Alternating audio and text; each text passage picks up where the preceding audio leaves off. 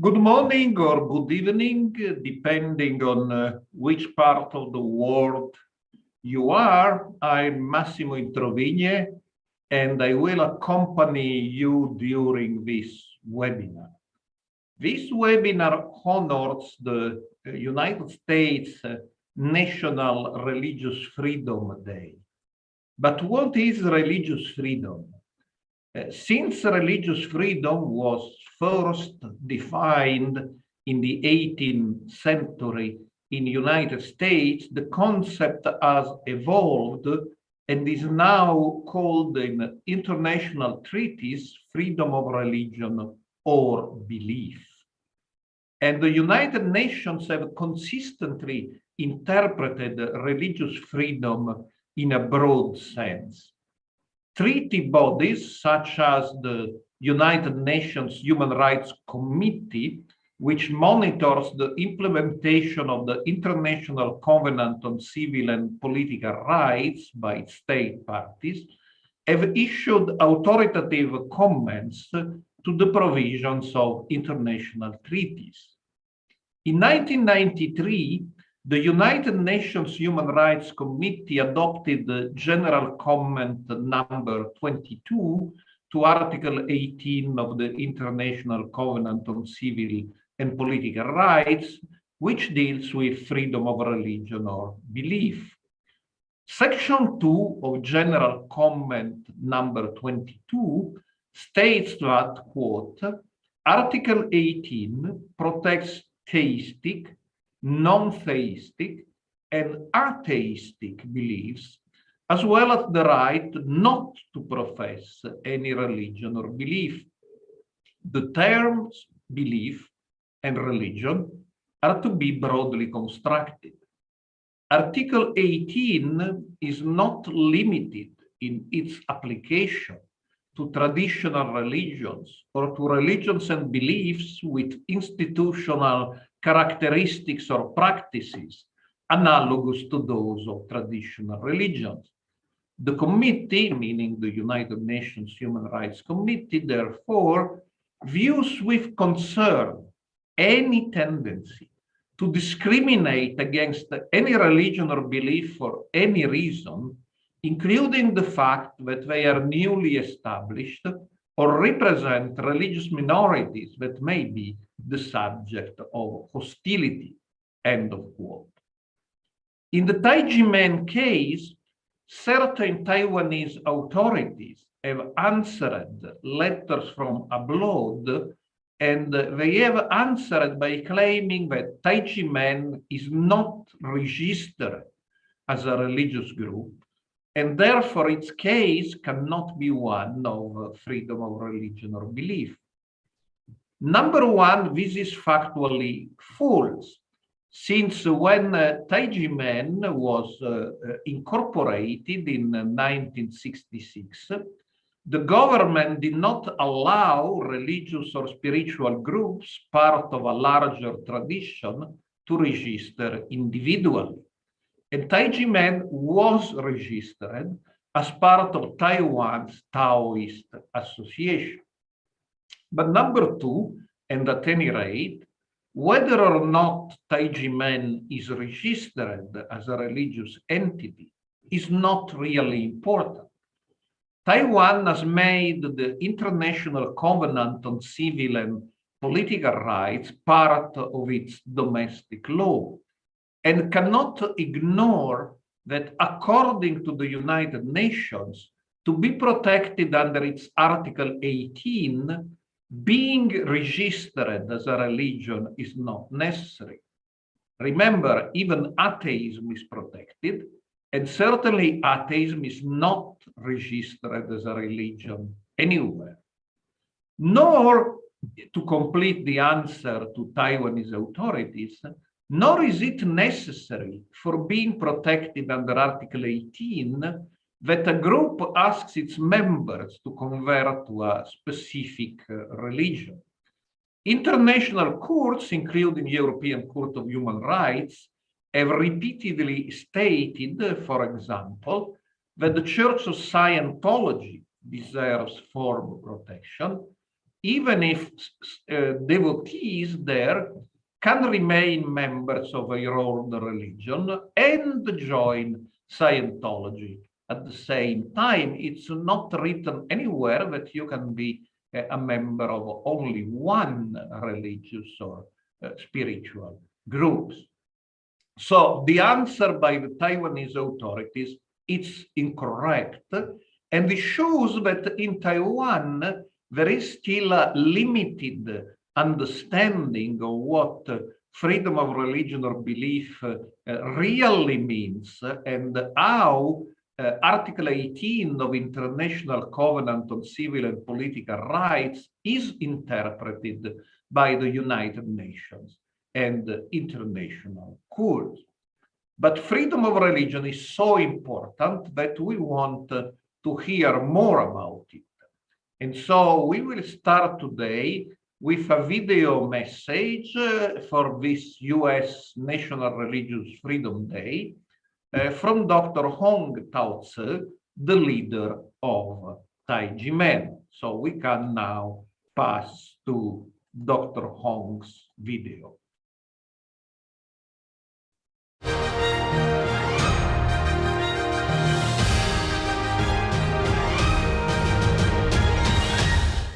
Distinguished guests, dear friends, ladies and gentlemen, good day.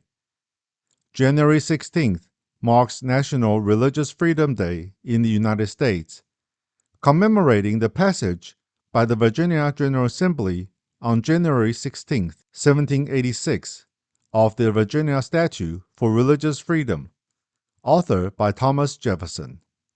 This statute set the groundwork for religious liberty for all Americans and was a forerunner of President Roosevelt's 1941 proposal that all people shall enjoy freedom of worship, freedom of speech, freedom from fear, and freedom from want. It is also the origin of the Universal Declaration of Human Rights, adopted by the United Nations in 1945, which articulates religious freedom for all people. Today, more than 200 years later, the spirit and content of the Virginia Statute for Religious Freedom still represents the wisdom and truth that global citizens should follow and practice. The statute establishes three fundamental principles. First, freedom of thought and religion are intrinsic human rights to which no one may be denied. Second, government officials shall not interfere with people's freedom of thought and religion. Third, freedom of expression is critical to the protection of freedom of thought and religion.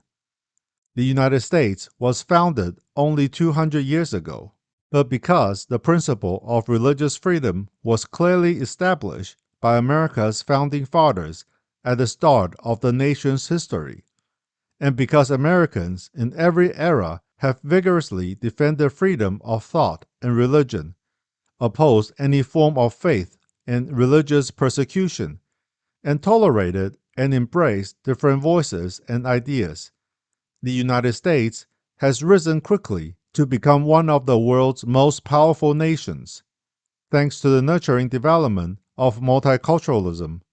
To this day, the United States remains committed to upholding this sacred responsibility by striving to rescue and help individuals who are persecuted around the world for exercising their religious freedom. All human beings, wherever they are, or whatever faith or none, should be fully respected. Religious freedom is an element of social openness and stability. Without religious freedom, people's hearts and souls will not be stable. They will not feel safe and secure, and they will not be able to freely develop their potential and make further contributions to their communities and countries. When human rights are violated, social tensions and divides result. Religion that encourages individuals to be decent and stabilize their souls should be respected by all. Different religions and beliefs should be respected and learn from one another. The government should not treat religions or beliefs differently, and should fulfill its duty to respect and protect people's freedom of belief, stop any abuse of power, interference, suppression, and persecution, while upholding human dignity, the spirit of democracy, and the rule of law. Albert Einstein once said, "The most beautiful thing we can experience is the mysterious. It is the source of all true art and science. He to whom the emotion is a stranger, who can no longer pause to wonder and stand wrapped in awe, is as good as dead. His eyes are closed." The insight into the mystery of life, coupled, though it be with fear, has also given rise to religion. To know what is impenetrable to us really exists, manifesting itself as the highest wisdom and the most radiant beauty, which our dull faculties can comprehend only in their most primitive forms. This knowledge, this feeling, is at the center of true religiousness. Human knowledge is limited by their experiences, and they will never be able to see the entire picture. This is the limitation of human life, and as civilization progresses, freedom of religion or belief will become increasingly crucial. When it comes to subconscious psychology, Sigmund Freud felt that the apparent conscious behaviors and thoughts of humans, as well as the products of human culture, are the outcome of the sublimation of the subconscious.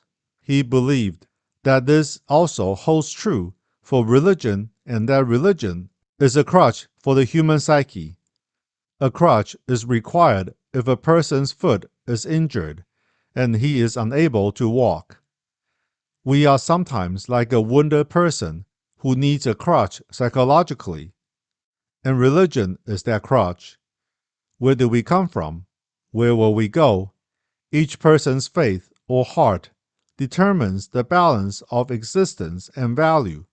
In fact, human beings are born with conscience and religious and moral concepts, whether civilized or barbaric. Everyone has an inherent fear of heaven and earth, and a reverence for gods. It's similar to how individuals naturally think about food and drink when they are hungry, and clothing when they are cold. Because in the course of surviving, people frequently face challenges, and because of their limited abilities and wisdom, people will pray to heaven and seek stability from religion in order to gain help, comfort, avert tragedies, and seek blessings. The awakening of conscience is a higher level of faith in which people follow their inner conscience and help the world through actions to return to their spiritual home. All things follow the law of nature. Heaven, earth, and humans are one. If people can follow the example of heaven and earth, respect all living creatures, obey the law of nature, do good deeds with gratitude and atonement, and always communicate with their hearts, safeguard their conscience, and sincerely practice altruism, then this is the highest state of faith. As COVID is still raging across the planet and the world is rapidly changing, I hope that global citizens will follow their conscience in everything they do, bring kindness and positive influence to society, be mindful of the welfare of all people, pray for the world for 1 minute every day, spread positive thoughts, and pray for global sustainability, world peace, as well as peace and happiness for all. On this National Religious Freedom Day in the United States, we pray that freedom of religion or belief will be truly honored in every corner of the world. Conscience is the lighthouse for the soul. May we all protect our conscience and use it to illuminate the darkness and inspire hope. Thank you all.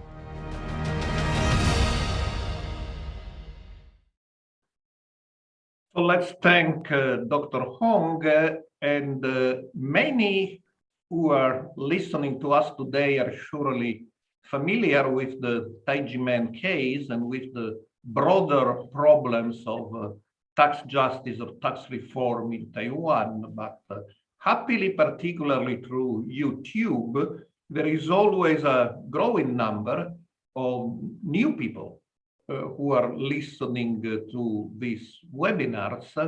And so, even if it will not be new for most of you, now we will listen to another video on tax justice and religious freedom in Taiwan, in the Tai Ji Men case and beyond. So we can start the video.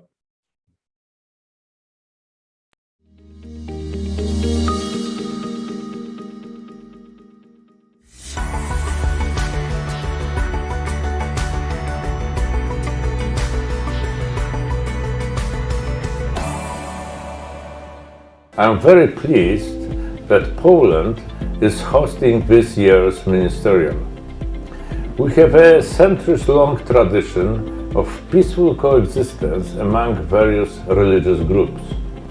Also today, protection and promotion of freedom of religion or belief constitutes a cornerstone of human rights policy in Poland. Commonly, we share a conviction in the fundamental dignity of every human being, believers and non-believers alike, and in what my nation's founder described as the unalienable rights of every man, woman, and child. And indeed, today's event gives me hope that others are rallying to our noble cause. Let's keep up our work to secure freedoms in our home countries and to speak up on behalf of victims of religious persecution all around the world. Let's proceed with the understanding that faith is eternal and tyranny must be overcome. And let's all pray for our success. Religious freedom and tolerance are vital ingredients for the health and long-term success of all societies. Making it more important than ever to counter extremist narratives and to promote and protect freedom of religion and belief. I call upon political and religious leaders to reject all forms of extremism and protect freedom of expression and universal human rights. This is a time to advocate for increased tolerance and understanding between individuals, cultures, and religion.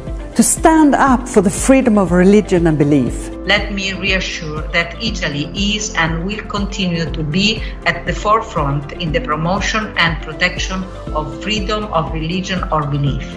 Here in Taiwan, religious freedom is enshrined in our constitution and has become part of our daily life. I'm proud to say that Taiwan is standing with like-minded partners to defend freedom to believe and to help victims of intolerance.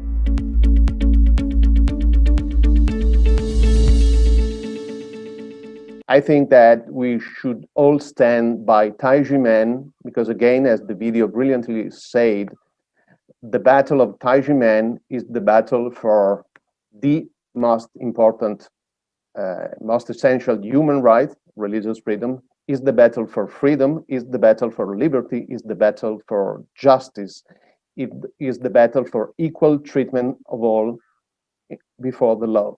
Let me conclude by saying I commend Tai Ji Men for not giving in.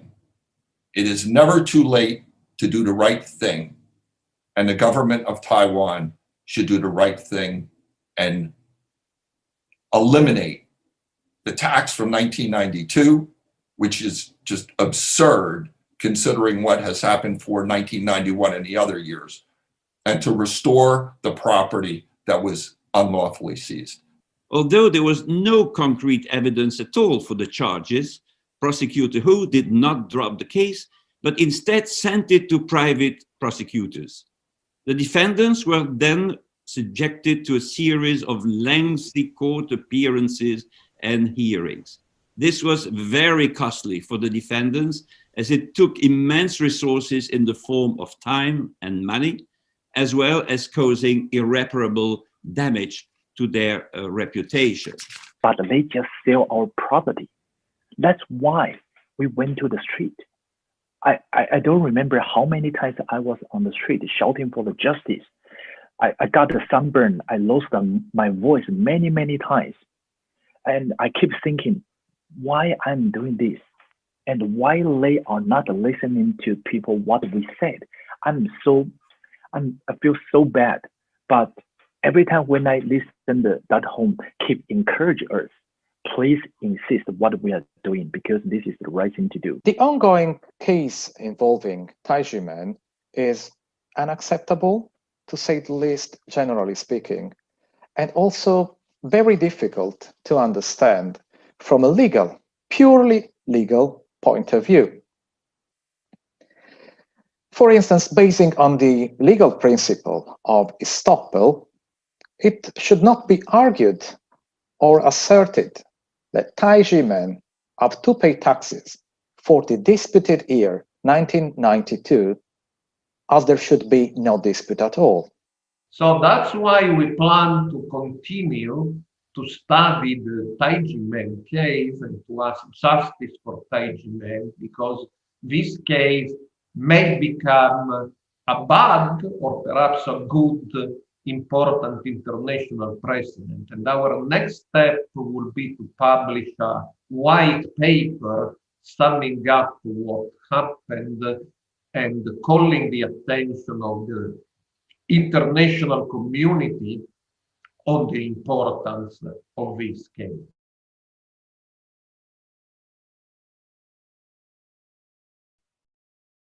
Thank you. And now we will have yet another video where we will ask the question how other religious traditions see Tai Ji Men both in Taiwan and internationally. All religions are based on the same values. All nature laws share the same principles. The core value of religion is sincere love for all human beings and living creatures, and the genuineness of religion is tolerance and respect regardless of languages, ethnicities, and cultures. One of the most significant purposes of religions is to purify the minds and then stabilize the society. Every religion shares the same value of love, no exception. We all want to live happily and long in this world. So we need to be physically healthy. Tai Ji Men is good at both, strengthen the physical health and cultivate the mind. Tai Ji Men's performance, whether in martial arts or dancing, are all marked as first class, and extremely good. You can feel it, just see how excited the audience is. Excellent. So thank you very much. It is highly relevant for Tai Ji Men to arrange a goodwill cultural trip to Australia to participate in an international sporting event in Sydney Olympics, because I believe that the meaning of the millennium is for human beings to forgive, reconcile, and live in peace with one another. The action is very meaningful. Today, I wish our Tai Ji Men Cultural Goodwill Group the best of luck on their journey and their holy mission. The Praying to Heaven ceremony is a very important and meaningful activity.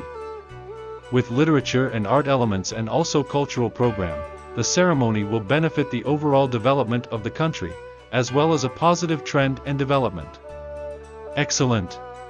It's incredible. Even the heavens are blessing you. For example, today we have mild wind and pretty sunshine, and the temperature is really pleasant. All the participants are very pleased. This is extremely rare, blessing, the heavens are helping you. Dr. Hong, I believe, is such a great person who has accomplished this, which is quite remarkable in our society. If this can be propagated over the world, our planet will undoubtedly be a better place to live. I highly admire your spirit of cooperation, which is quite valuable. Today, the sky is also smiling, joyful, and no rain, which I believe is also the intention of the God, which means if we collaborate, our world will become a lovely place. The Tai Ji Men ceremony of praying to heaven for blessings for all, in my opinion, was a very memorable and significant occasion. It is very meaningful that Tai Ji Men organized the Praying to Heaven ceremony for the sake of Taiwan, the Republic of China, and the world. This is the highest ceremony in the Taoism. I highly admire Dr. Hong, Tai Ji Men young men were in, and I'm very touched by his passionate and devoutness. The event was very successful. So many people came. I can say all religions. To my knowledge of religious communities in Taiwan, almost all religions have their participation today. Tai Ji Men's spirit, Tai Ji culture, and Tai Ji Men's value are all very admirable. In my opinion, Dr. Hong has been working hard without too much external attention and overcome extreme obstacles to achieve the accomplishment today. I believe we can all learn something from him. The meeting with Dr. Hong took place in a very peaceful and pleasant mood. Working together for world peace is a manner of caring for the globe, and the Tai Ji Men is well known for it. The health of body and mind is related to our Tai Ji, to the sun and the moon. Then I also hope that we can introduce our martial arts to the whole world, in a very peaceful, healthy, happy and upward way, like the cycle of sunrise and sunset. Then we can achieve peace of the world. I sincerely believe that the Tai Ji Men will bring forth happiness, joy, health, and wealth to the 5 billion population in the world. This is something I believe the Tai Ji Men can accomplish because it is political impartial. All it wants is to get all people in the world live in peace and everyone healthy, which is the common desire. I believe Tai Ji Men can do this. Religion, religious ceremonies, and religious presentations are part of culture. They should be protected under the Constitution, the Universal Declaration of Human Rights, and the 2 international covenants of ICCPR and ICESCR.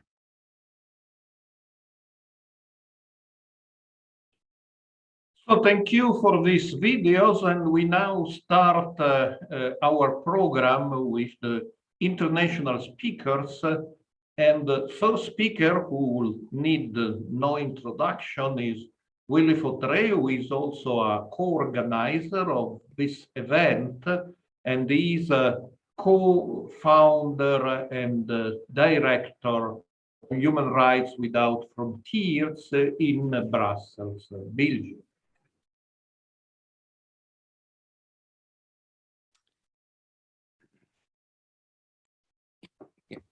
Good morning, America. Good afternoon, Europe, Asia, and Africa. In 1993, the then President of the United States proclaimed January the 16th Religious Freedom Day in remembrance of Thomas Jefferson's landmark Virginia Statute for religious freedom on January the 16th, 1786, adopted by the Virginia General Assembly. The statute would eventually become a foundational principle in the First Amendment to the US Constitution, which preserves an individual's right to belief and to choose and exercise faith without government coercion or reprisal. According to international human rights standards, freedom of religion or belief involves the right to have or not to have a religion or beliefs, the right to change or to retain one's religion or beliefs, the right to share one's religion, beliefs, or worldviews and make new members, the right to freedom of worship and assembly, the right of association. However, despite these fundamental tenets of freedom of religion or belief, states can demonstrate great ingenuity in developing policies which can unfairly and dangerously threaten its very essence. One of them is the deliberate, arbitrary taxation of religious organizations, or even fabricated cases of tax evasions with the intention to destroy them financially. This was the case of 4 religious and spiritual groups in France: Jehovah's Witnesses, the Evangelical Church of Besançon, and 2 Thomist belief groups. In 1996, the French National Assembly published a report about 172 allegedly dangerous cults sects, they say in French, which were almost portrayed as criminal associations. The Association of Jehovah's Witnesses was the first one to be targeted by the tax administration, which unduly claimed the payment of 45 million euros on manual donations. 15 years later, the European Court of Human Rights found a violation of Article 9, so the right to freedom of religion. It noted that the manual gifts received by the association represented the main source of its funding, and over-taxation of 60% imposed on the association was violating the right of its followers to freely exercise their religion in practical terms. Subsequently, the other stigmatized religious associations benefited from this pilot judgment, and the French state had to reimburse all of them. Some months ago, the High Court of Quebec, so in Canada, ruled that a Taoist Tai Chi institute was to be regarded as a religious association rather than an institute for physical exercise, and that it had therefore been illegally taxed by 3 cities and was to be reimbursed. In Taiwan, in April 1997, Dr. Hong Tao-Tse, the founder and spiritual master of Tai Ji Men, was indicted by prosecutor Hu Quanzhen for allegedly tax evasion concerning manual donations for the years from 1991 to 1996 by dizi to their shifu. This practice had forever been recognized as a non-taxable, and donations had always been exempt in the case of Tai Ji Men. The nature of the relationship between Tai Ji Men's shifu and his dizi has remained unchanged since the inception of the Tai Ji Men Qigong Academy 55 years ago. However, illegal taxes and heavy penalties were imposed on Tai Ji Men for 6 years based on the unlawful indictment. It took Dr. Hong 10 years to be declared non-guilty of tax evasion, and all the defendants were acquitted on final appeal at the Supreme Court in July 2007. As the court had ruled that no tax was owed by Tai Ji Men, the tax bills should be revoked according to the law, but they were not for the year 1992. Prosecutor Hu, as well as officials of the National Taxation Bureau and the Administrative Enforcement Agency, lost their face and should have lost their bonuses, but it was not the case, and their conflict of interest was not prosecuted. However, artificially and illegally, the 2 state institutions maintained their prosecutions against Tai Ji Men for an allegedly unpaid tax on disease donations to their shifu dating back to 1992, despite the fact that in July 2007, the Supreme Court had ruled that the donations were gifts, which were tax-exempt income and non-taxable. In addition, the Supreme Administrative Court of Taiwan concluded that its previous final judgment for 1992 tax bill had failed to take into account the new facts and evidence, and that the 92 tax decision is unjustified.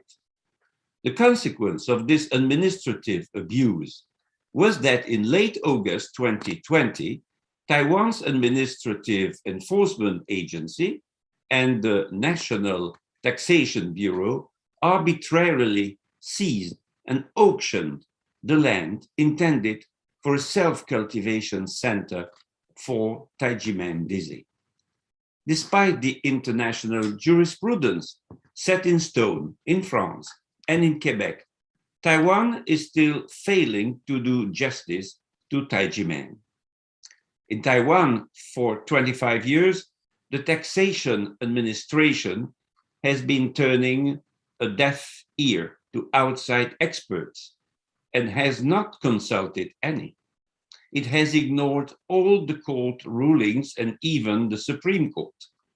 It has illegally imposed taxes and auctioned Tai Ji Men's property instead of abiding by the highest national court, instead of apologizing and reimbursing Tai Ji Men.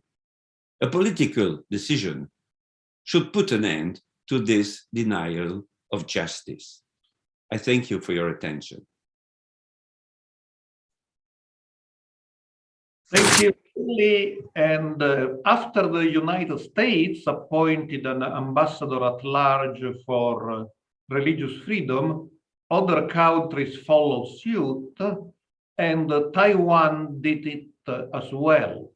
The first ambassador at large for religious freedom in Taiwan was Mr.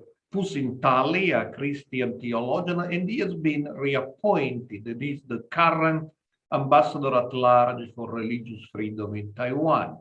So we will now hear from Mr. Pusintali. I'm Pusintali.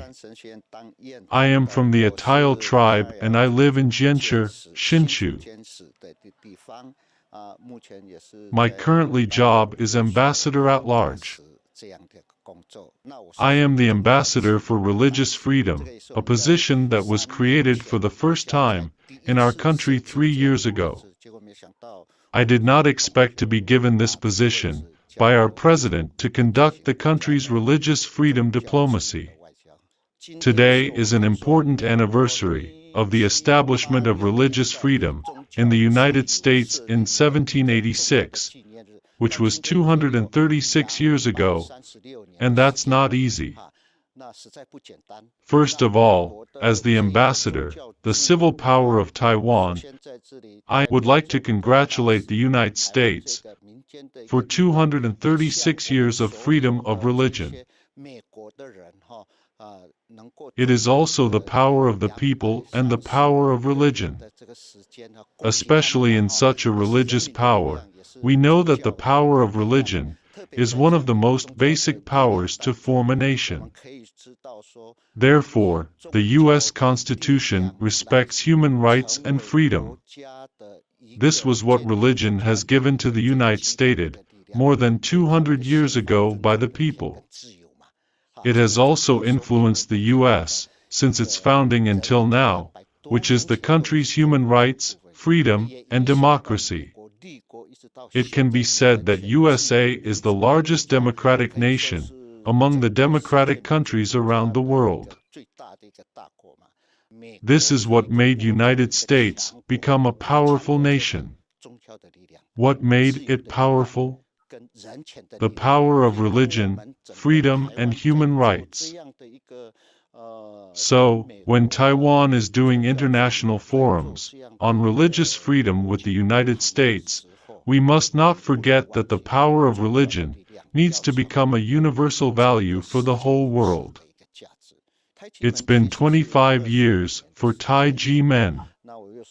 I'm an ambassador for religious freedom, although it's a different religion, and I'm a Christian pastor and the dean of a seminary. But when I'm also an ambassador for religious freedom, I need to find out what's going on. So I can only reflect on those things. Since the country's verdict has cleared Tai Ji Men, it should be carried out. This Supreme Court ruling, regardless if it is religious or non-religious, should be the only official ruling. It is very fair to our country, which is based on the rule of law. Our finance has crossed the line on human rights and freedom.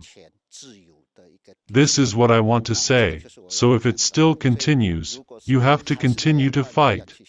For the fight, many friends will certainly help you. Many countries' religious freedom and different religions will also become a great support for you. We have the Supreme Court's ruling based on the so-called freedom and human rights. This is the basis. Regardless if it is the judiciary or Ministry of Finance's National Taxation Bureau, they have to take the Supreme Court's decision as the basis. This is where we have not done enough, and where we have not implemented. About this, you still have room to fight for a nice position. Do not give up after fighting the litigation for a long time, because then it will be the fundamental position to be lost. If you are weakened, then it is very unfair. This is your last line of defense. That is, to fight to uphold the Supreme Court's decision. We all have to work together. Your efforts are also to give the Taiwan government greater efforts, to help the Taiwan government to stand in a positive force and a force of justice.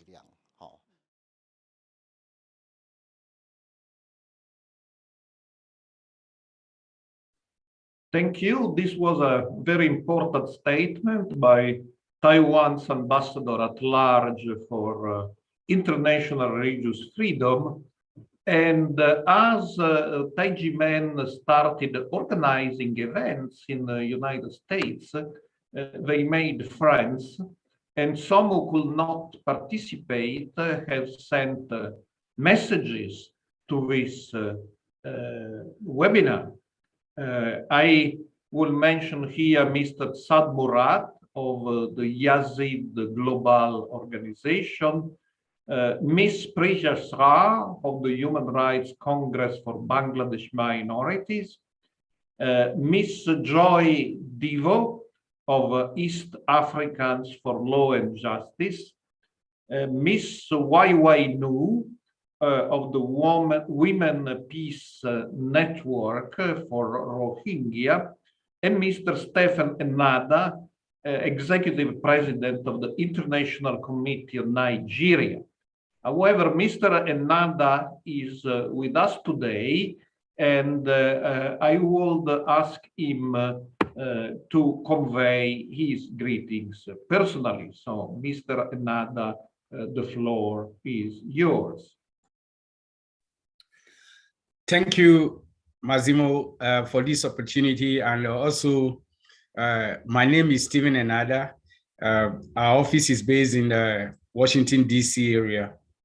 And we coordinate religious freedom issues in Nigeria and the Sahel.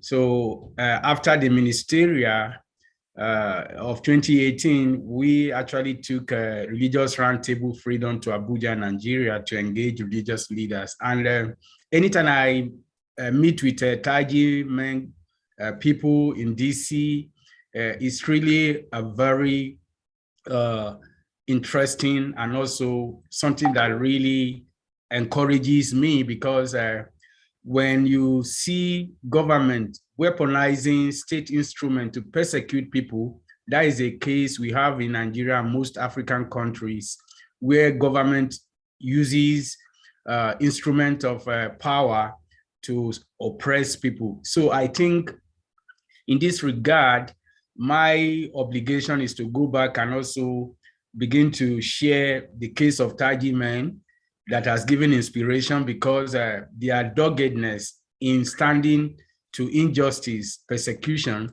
has to inspire other people who are in that similar circumstance. So I think we need to globalize Tai Ji Men case in all our fora, so that people will understand and add their voice to what is happening to Tai Ji Men. Because oppression of Tai Ji Men is also oppression of other people in other regions, in other countries. So this is a great opportunity, and I'm honored and excited to keep on learning and also contributing my own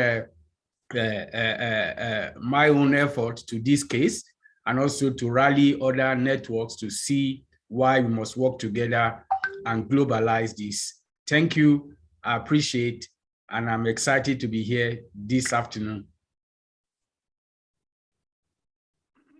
So thank you, Stephen. And as I said, Tai Ji Men Dizi made other friends by attending global events in the United States. And so we will now hear from Miss Ashley Lewin, who is an activist on behalf of democracy and religious liberty in Myanmar. Hello, everyone. My name is Ashley Lewin, and I am a Chinese Burmese American who migrated to the United States at the age of 9 from Myanmar. Over the last 11 months, I have been working diligently to help raise awareness and funds for the people in my home country of Myanmar in their efforts to secure basic human rights and democracy since the military coup on February 1st, 2021. As I speak to you today, my family members in my hometown are in the midst of fleeing airstrikes deployed by the Burmese military. Of the 90,000 people who live in my hometown, 60,000 have fled to neighboring cities on foot with their young children and their elderly parents and neighbors within the last week alone. Over the last 11 months, the Myanmar military has killed at least 5,000 people, some of whom were children, and many of whom were young adults and students who were peacefully protesting against the violent acts of the military. And over the last 11 months, over 500,000 people have been displaced and have been fleeing from military attacks. So many of them are living at the Thailand border and at the India border without most of their basic human needs, such as food, water, medicine, and shelter. And they're living under very extreme conditions. I had the opportunity to meet Tai Ji Men practitioners at the International Religious Freedom Summit in Washington, D.C. of 2021. And I very strongly relate to the Tai Ji Men practitioners' unwavering faith in freedom of religion and belief, which is the birthright of each individual. I stand in solidarity with the Tai Ji Men community in their decades-long struggle for freedom of religion in Taiwan. My hope for all of us is that we unite and support one another in standing up to all forms of oppression and violence. And as much as possible, cultivating the sacred principles of peace, forbearance, patience, truth, equanimity, generosity, morality, ethics, concentration, and wisdom within ourselves and within our own communities, so that in our interactions with other communities and people of other backgrounds, we're able to share those beautiful principles, human qualities, in our dialogues with others, so that we can reach better understanding and create a better and healthier society together. I hope that you will join me in making a lifelong commitment to serving others so that we can all enjoy the basic human rights such as freedom of speech, safety, security, dignity, and most important of all, freedom of religion and faith. I pray that the Tai Ji Men fabricated case comes to an end as soon as possible. May you be successful in your fight against all forms of tyranny. Thank you very much. Thank you. And another activist, Tai Ji Men Dizi, met in the United States is Handi Zwarna, founder of an NGO called Great Truth, and we will now hear from him. Hello everybody, I am Andy. Happy New Year. I hope you and your family are doing well and safe in these COVID-19 variants and surges. Myself, I have a conflict resolution testimony in the comparisons of faith and politics. Published a book with the title Religious Freedom Forever and founded Great Truth, a non-profit organization, and doing a project to empower everybody to have an answer to a question. Can you speak for 3 minutes how human is a solution to human problems? It establishes human is a solution to humans. I congratulate Tai Ji Men Action Alliance to Redress 1219 or Act 1219 along with Center for Studies on New Religions and Human Rights Without Frontiers for celebrating the U.S. National Religious Freedom Day. It is in accordance to observe to commemorate the passage of the Virginia Statute for Religious Freedom on January 16, 1786. This event brings leaders, various organizations, and activists together and reminds importance of this great statute in everyone's life. On July 13, 2007, Taiwan Supreme Court gave Tai Ji Men a victory, but they are still not free from government politics. Government politics over the Tai Ji Men spiritual organization land, and so they cannot continue their rightful activities. It watersheds their victory in Taiwan Supreme Court and remains unresolved. In this regard, I really appreciate Action Alliance to Redress 1219 courage and efforts in reaching out to political leaders, various organizations, and vistas of advocacy to make their voice heard and bring political resolution and result to their issue. Make Tai Ji Men spiritual organization land free from political challenge. I wish and hope for Tai Ji Men's success in this endeavor. Thank you. Thank you. And now, before hearing from 6 dizi, who will be our witnesses today, we have a sort of pleasant artistic break as we watch Tai Ji Men famous and beautiful dance of peace and love in a video.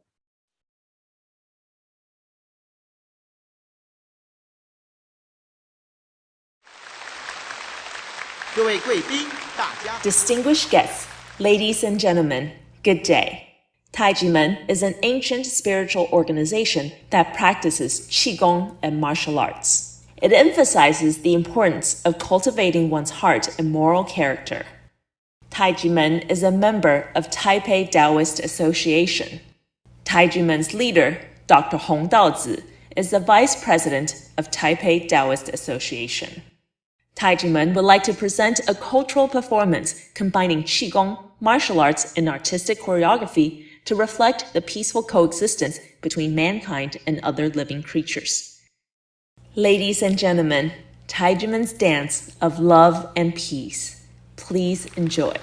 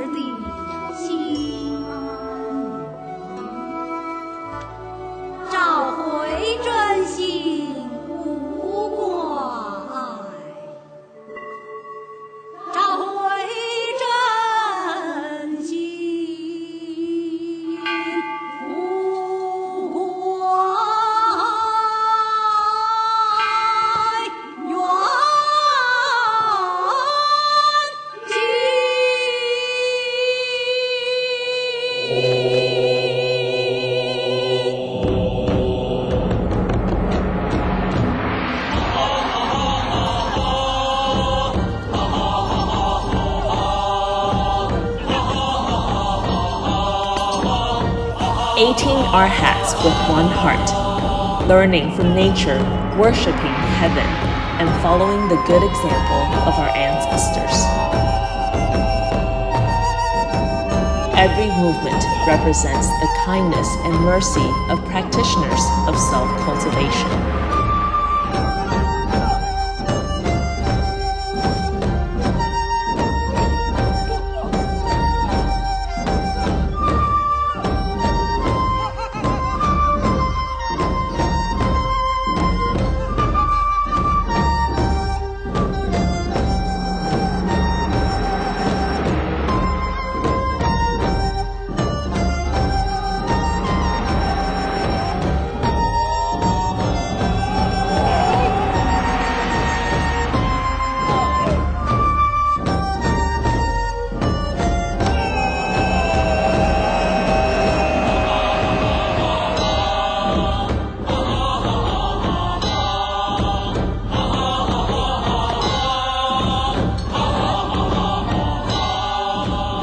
All arhats united with one heart, committed to peace and harmony for all.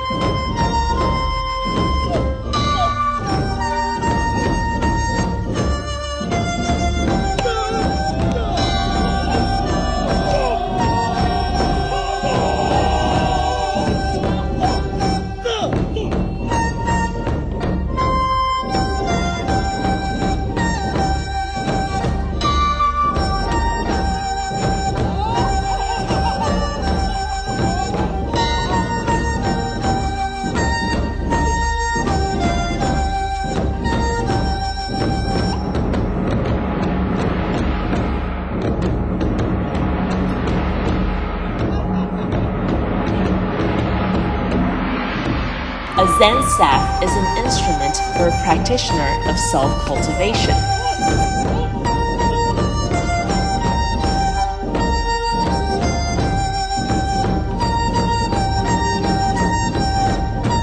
The sounds of nature reverberate across the world. We are all in the same boat, laughing out loud, spreading positive energy.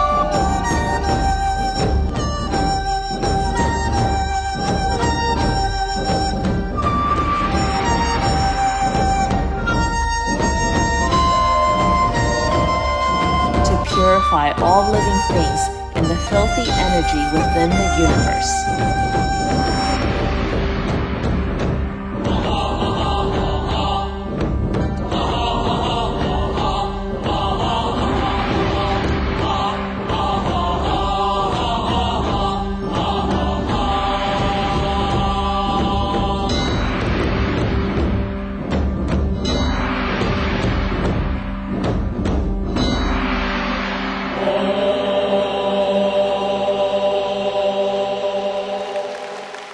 Martial arts practitioners uphold virtues and cultivate their hearts and moral character, obtaining wisdom while breathing, emulating the spirit of the 18 arhats, radiating compassion. With a heart of peace and kindness, we pray that heaven will bestow blessings upon all once more. May all be blessed with peace. Let's promote the spirit of Taoism to turn around the world with pure and good energy and achieve global peace and stability. Thank you all.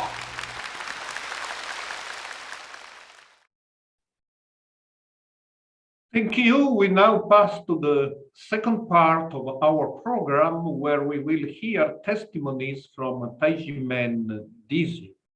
And the first testimony is by somebody I met personally in Washington, D.C., and she has an exceptional and very moving family story and testimony. And she is a retired teacher of English from Florida, Miss Xiao Lung Ogle.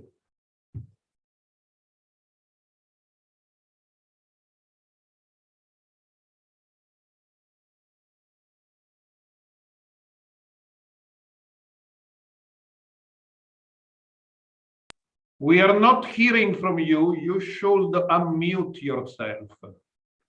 You are mute. You should unmute. Voila. Okay. Hello, everybody. My name is Xiaolong Ogo. At 7 years old, I began running from one place to another with my parents because of civil wars. Our whole family moved from Vietnam to Cambodia in 1956. In 1975, when the Cameroons took over Cambodia, the soldier killed people of different religions. As we were Christians, all my family members were executed. Since I had been sent to Taiwan for better education before 1975, I escaped the massacre.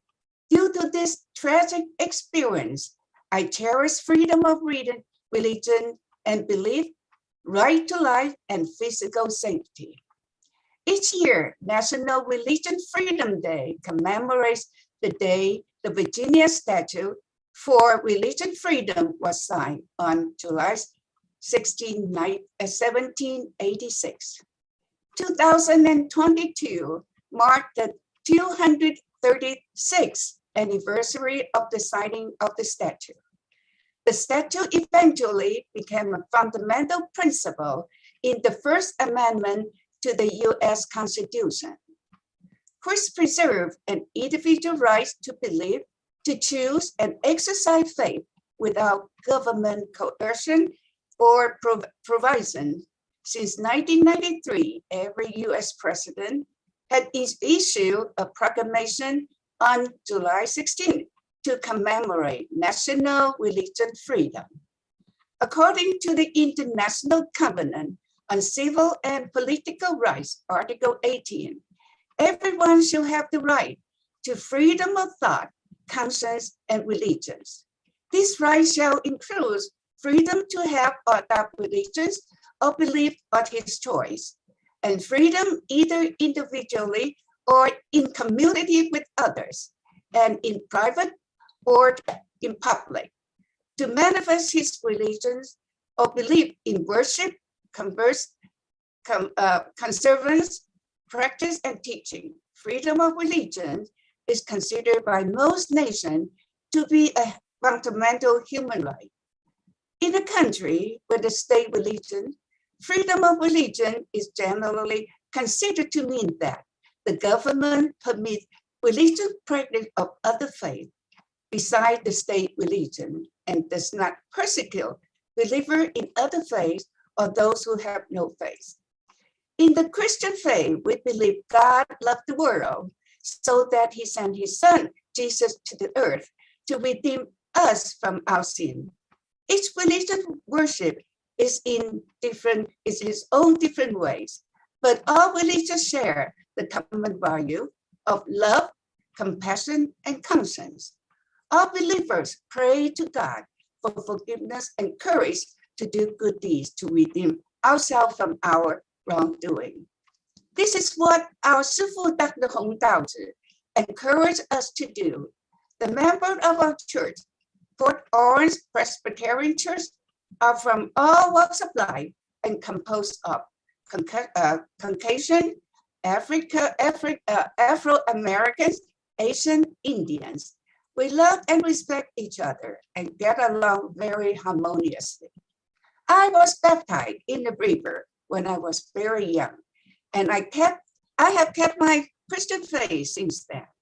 Tai Ji Men is a group of martial art and spiritual cultivation, using Taoist wisdom to build upon the philosophy of mental and physical health.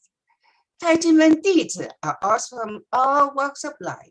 Tai Ji Men Qigong Academy emphasizes all religions come from the same source. Many Tai Ji Men dizi are from different religious backgrounds. Shifu's teaching emphasize our respect for all religions and help awaken our conscience to do the right thing. Tai Ji Men dizi do Qigong exercise, meditate, and self-examine every day to improve ourselves. His guidance enables us to do things according to our conscience and find the right direction on our life's journey. The Religion Freedom Day reminds me of what happened to Tai Ji Men on December 1996, when prosecutor He Huanren and his subordinates illegally searched the academy and ridiculously accused Tai Ji Men of raising goblins, a claim which is not based on science and logic, and had makes his investigation a laughingstock in the global community, damaging the image of Taiwan's law system. The Academy's freedom of belief was violated extensively. Shifu was unlawfully detained, and Shifu and his wife, assets were frozen. Their rights to life and physical safety were not honored. He Huanren also violated our civil liberties. On July 18 and 19, 1997, He Huanren demanded that every branch of Tai Ji Men Academy be disbanded and water and power be cut off. Taipei National Taxation Bureau and Taipei Taxation Collection Bureau conduct an on-site investigation in 1994, 1995, and confirmed no business transaction. Therefore, no bill for business taxes and business income were issued. In addition, the Construction Bureau in Taipei city government responsible for business registration also sent officers to Tai Ji Men to conduct on-site investigation on November 13, 1996. Their finding was that the site is the training facility for the practice and teaching Qigong and martial arts. Hongbao are the gift to Shifu, which express our respect and guidance and our gratitude to Shifu's teaching. Not business income, therefore, no business registration is required. Since Tai Ji Men is not a business organization, there is no business activity in Tai Ji Men. There should be no business taxes and no business income tax. Here is the hongbao given by my student on Mother's Day. When I taught them, they were only 12 and 13 years old. Now they are approaching 70. And there is a saying in our culture, being one's teacher for one day is being one's parent for the rest of our life, of one's life. This is how we show our respect to Shifu Dr. Hong Daozi. And through a high court hearing and Supreme Court final proceedings, Tai Ji Men unjustified ended on July 13, 2007, with a verdict of not guilty, and the Academy was found to have committed no crime and no tax evasion. The National Bureau declared the Tai Ji Men tax for 1991, 1993 through 1995 was zero. On November 22nd, 2019. However, the National Tax Bureau played tricky games and did not restore the Academy Bill for 1992. It does not make sense since the bill for 1991, 1995 were of the same nature. The National Taxation Bureau ignored the authority of the Supreme Court and violated Article 14 of the ICCPR. For this one bill, the National Taxation Bureau continued to claim heavy taxes owned by the Academy. Tai Ji Men is still persecuted by the bill's National Taxation Bureau. Why has it happened in Taiwan, ruled by law and known as a democratic nation? Our right to a fair trial and seek to redress have been denied. Do these corrupt officers have slight compassion about making such charges against the Academy? This reminds me of the massacre of Incident 228 in 1946. Mr. Xi is a tax agent. Before he passed away, confessed that he regretted his cooperation with Hou Huanren to provide unlawful testimony of the tax case. The following is part of the conversation that Mr. Xi related between Hou Huanren and him. When Hou Huanren told him to handle Tai Ji Men case this way, Mr. Xi said, "Oh, it's not the right way to calculate the money." Hou said, "Just do it this way." Mr. Xi said the Tai Ji Men unjust case was fabricated by Hou Huanren and is fake from the beginning to the end. We have written thousands of letters to President Chai and presidents of every top administrative offices. We have protested in Washington, D.C. 4 times, hoping our voices be heard. Yet, our efforts have been in vain. On all the responses, we have received a full of untrue statement. Our right of appeal is denied. We are at our wit's end. Therefore, we have no choice to reach out to global community for help.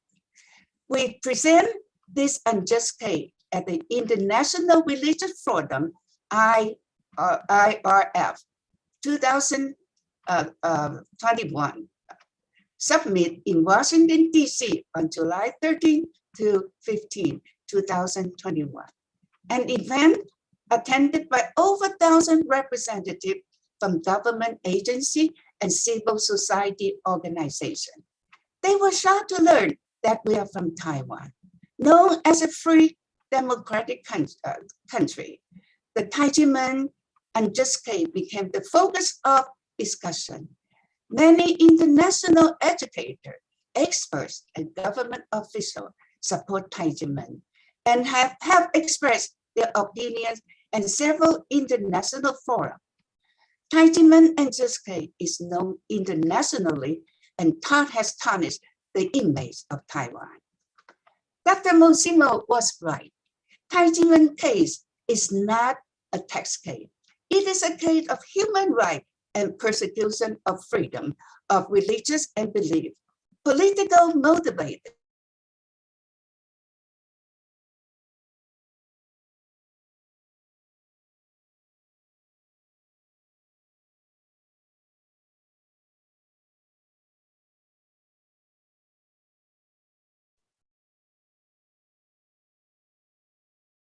It seems there is a problem with the audio, but perhaps the speech was coming to an end and to its conclusions anyway.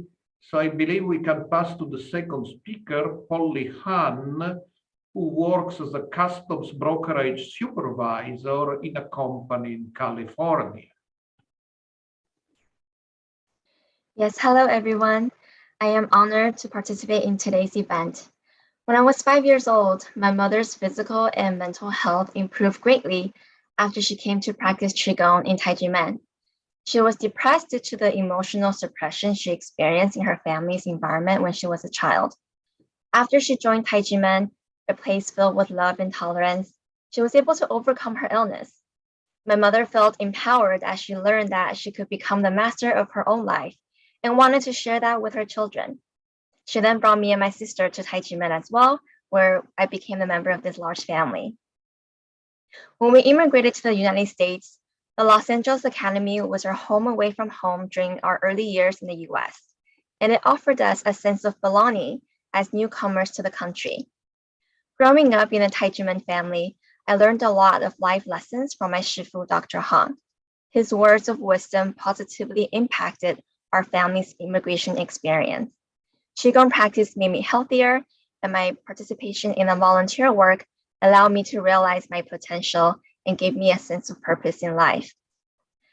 Participating in cultural performances, attending conferences with the other UN NGOs, and traveling to different countries under Dr. Hong's leadership to promote love, peace, and conscience education made me realize that it is possible to connect with other people of different languages because we respect each other's culture, lineage, and beliefs.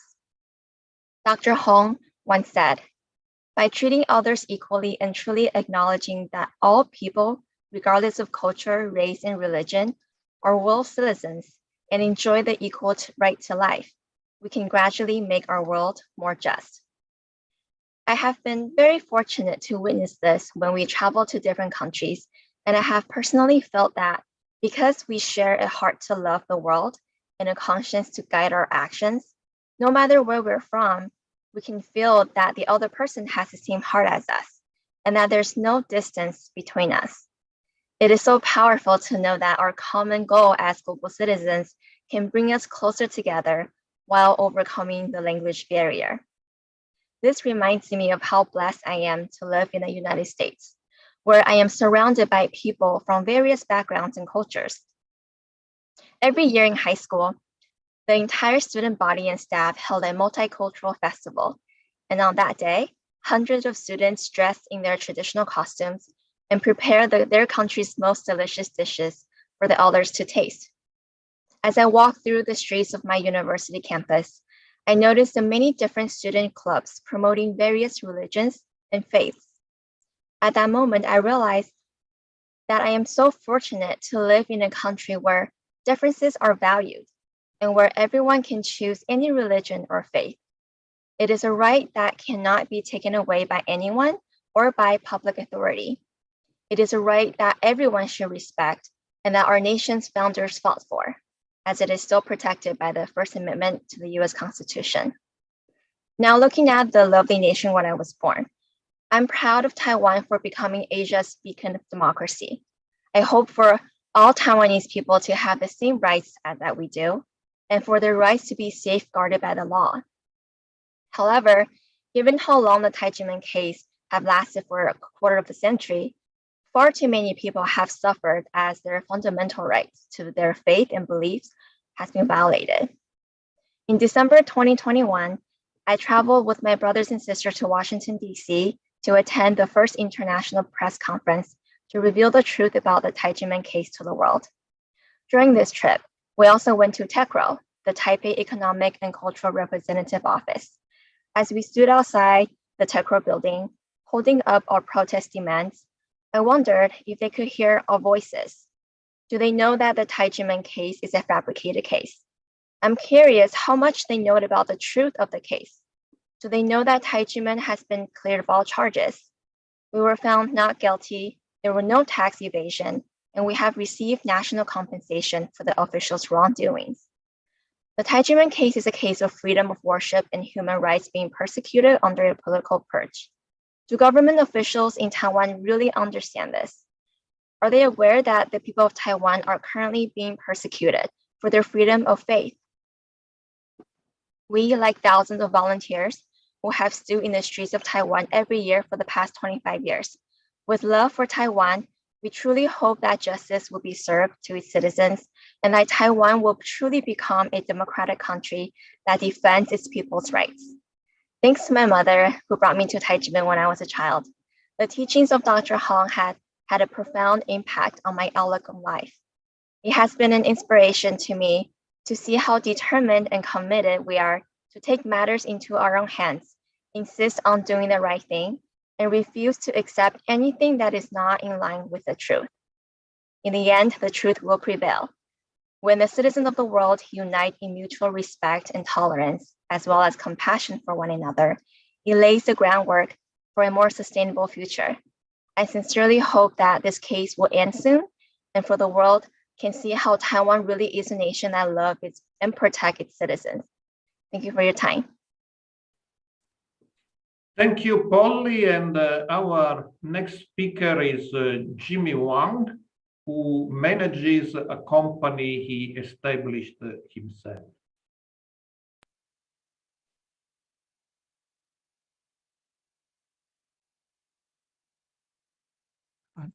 Hello? Hello, everyone. Hello? Can you hear me?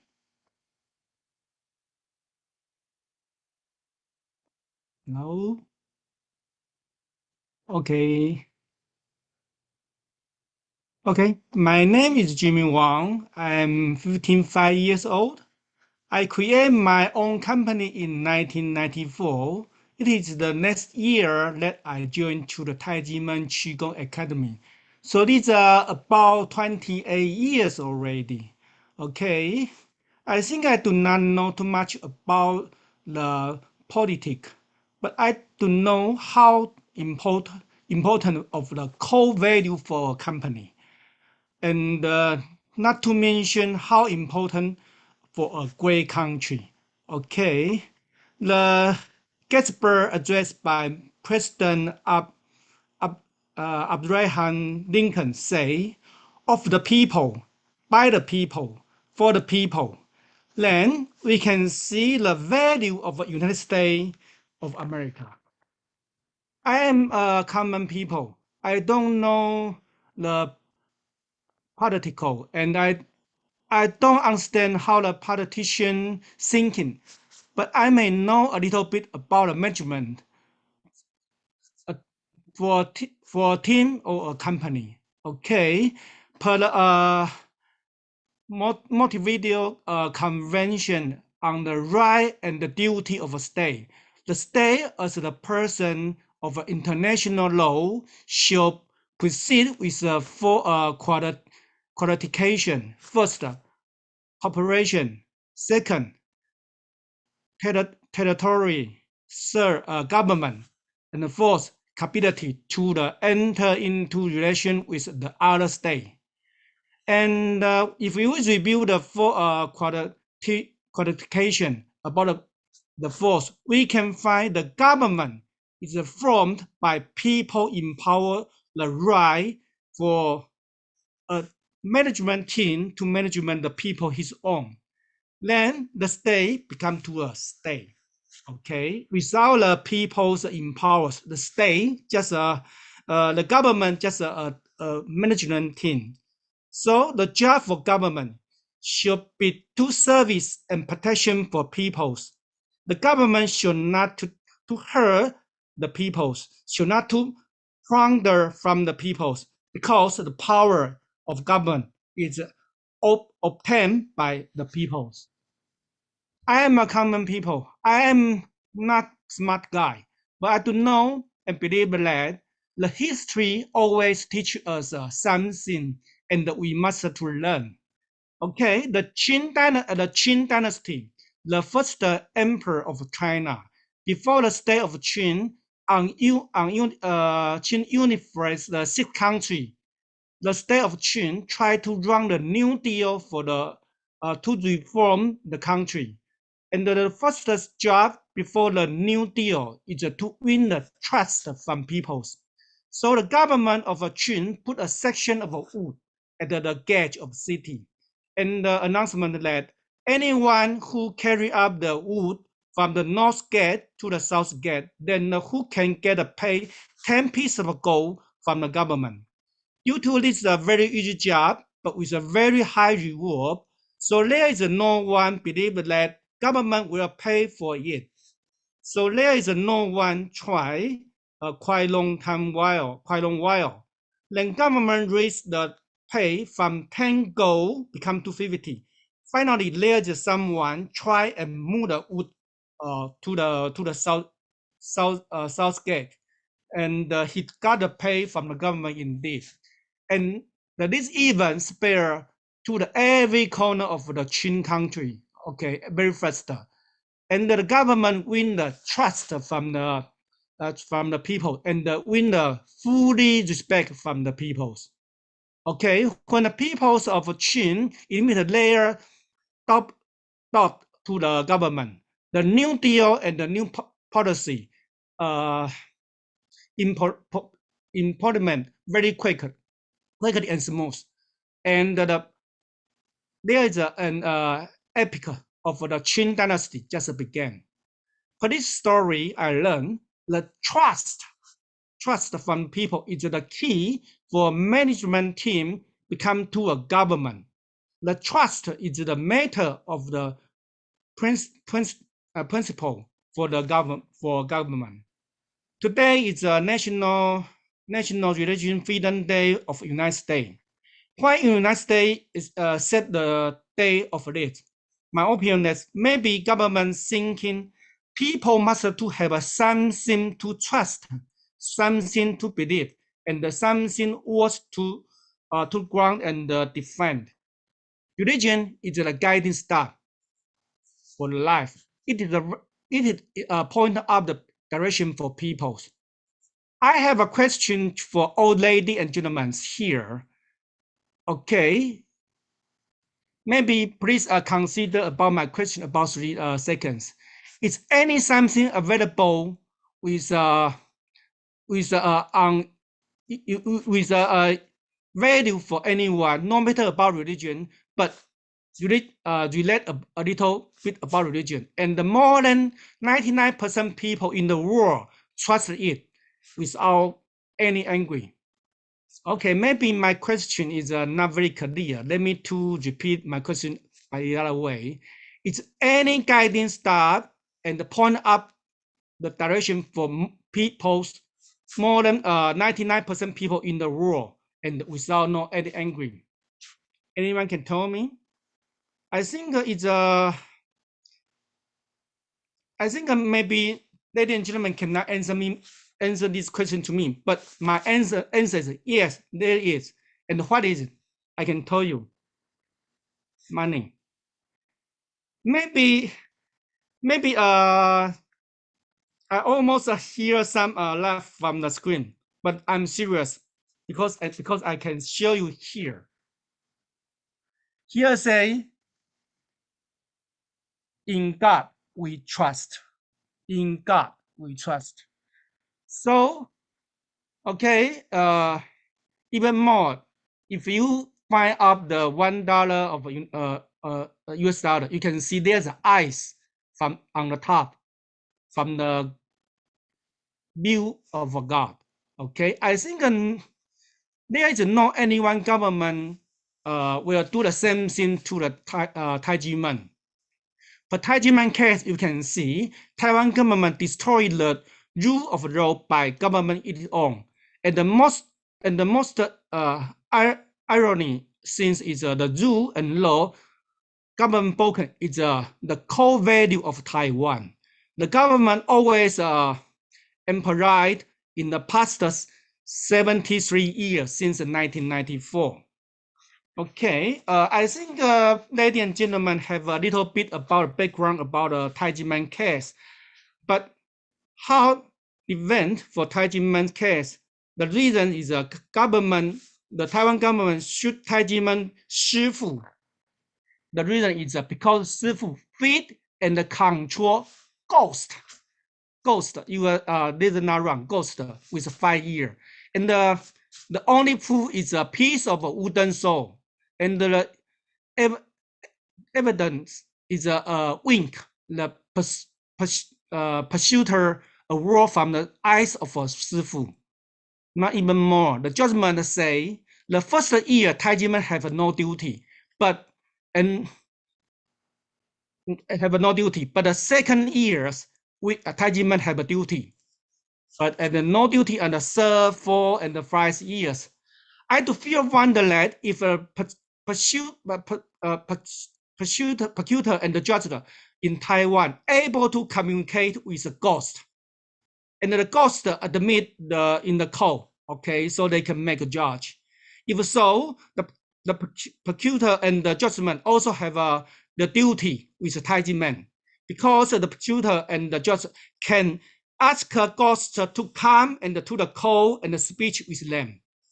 So this is how you can see how difficult of this case. Until now, you can see Taiwan government just like open a box of Pandora and release all the negative things to the world. And even more, Taiwan government took the hope from the member of Tai Ji Men. Since the Tai Ji Men, since the government sell the land which belong to Tai Ji Men dizi, and arrange the police action to inhibit the Tai Ji Men peaceful protest.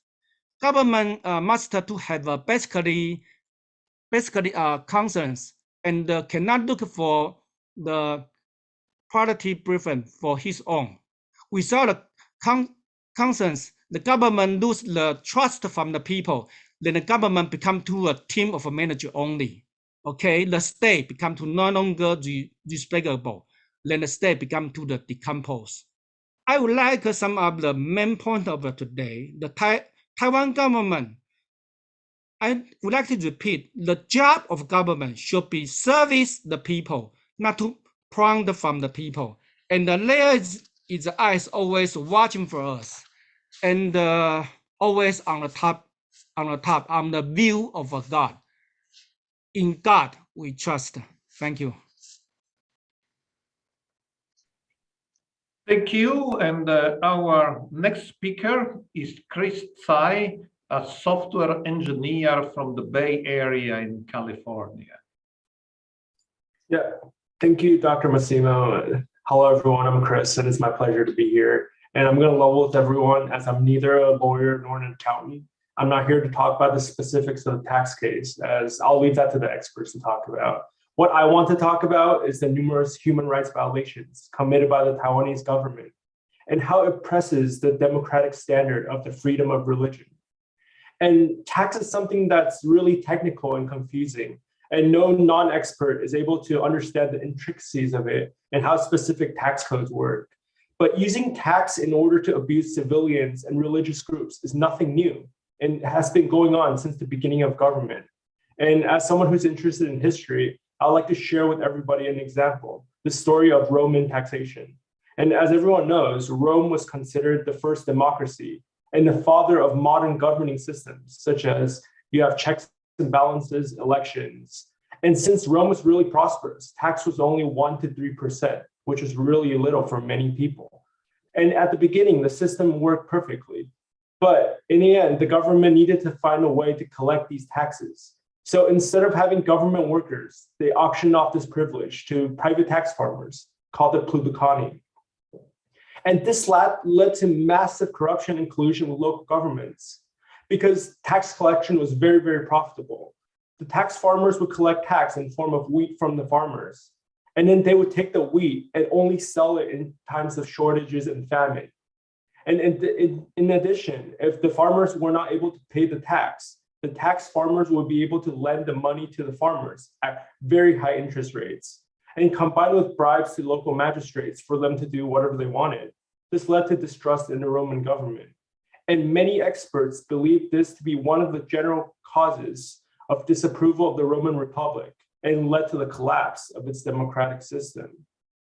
And what this story is trying to tell us is that tax abuse is not something new or uncommon. The government attempts to confuse the public and distract them with misleading facts and injustice. And because most people do not have the time to study tax codes and tax laws, it's hard for them to really understand what's going on and refute the government's claims and press releases. And however, the Tai Ji Men tax case is already beyond the point of debate. It has already been hashed through by so many experts, lawyers, accountants. It has been proven time and time again that it is a fabricated case. And this is just religious persecution in disguise, and it harms Taiwan's fundamental protections of the freedom of religion and freedom of belief. And this is not an issue for the people of Taiwan anymore. And even though I live in America, this is an issue that greatly concerns me as well. I have been practicing Qigong at Tai Ji Men since I was in middle school. And Dr. Hong has only taught us to love the world and spread the seeds of love and peace. I've traveled with Dr. Hong to many countries, and through cultural exchanges, We seek to connect the world with positive messages. We meet people from different backgrounds, hear their stories, hear their struggles, and encourage each other to create a better world. Yet, the Taiwanese government only seeks to wrongfully persecute Tai Ji Men for its own profit. The government cannot be always relied on to always serve the best interests of the people. The government is very often hijacked by corrupt officials who only seek to further their agenda and line their own pockets. Thus, we the people must stand up and make their voices be heard about injustices. We live in a digital age where information can be shared freely and easily, and every one of us are able to communicate their thoughts through social media and other platforms alike. However, on the other hand, governments are also taking notes of global issues and seeing what they can get away with. Every human rights violation that a country gets away with, other countries will take that as an example to oppress their own people.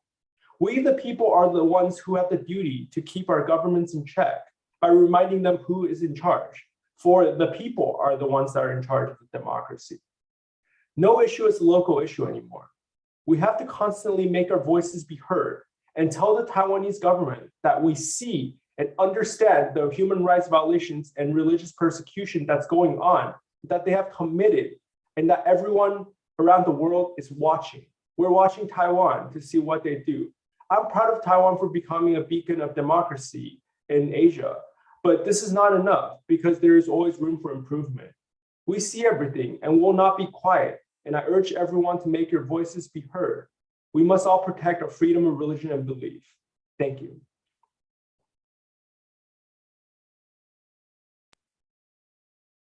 Thank you, Chris. And our next speaker is Sisi Han, who works as design director of a company and is also an architectural student.